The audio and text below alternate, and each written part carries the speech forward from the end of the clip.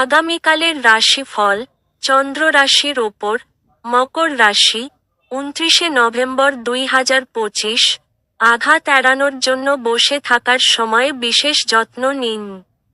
উপরন্তু ভালো ভঙ্গিমা যে শুধু একজনের ব্যক্তিত্বের বিকাশ ঘটায় তাই নয়, বরং সাহচর্য এবং বিশ্বাস উন্নত করতেও এক গুরুত্বপূর্ণ ভূমিকা পালন করে।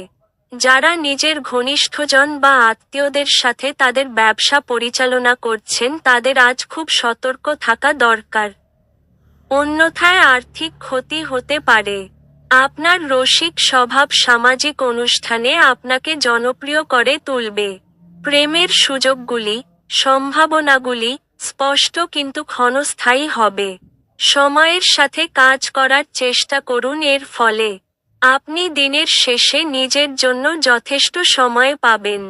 দীর্ঘসূত্রতা করলে তা আপনার কাজের বোঝা বৃদ্ধি করবে। আজ একটি দেবদূত মতো আপনার জীবন সঙ্গী আপনার প্রতি অতিরিক্ত যত্নশীল হবেন। আজকে আপনি আপনার বাবার সাথে বন্ধুর মতো কথা বলতে পারেন। আপনার কথা শুনে উনি খুশি হবেন। আপনার ভাগ্যবান সংখ্যা ১,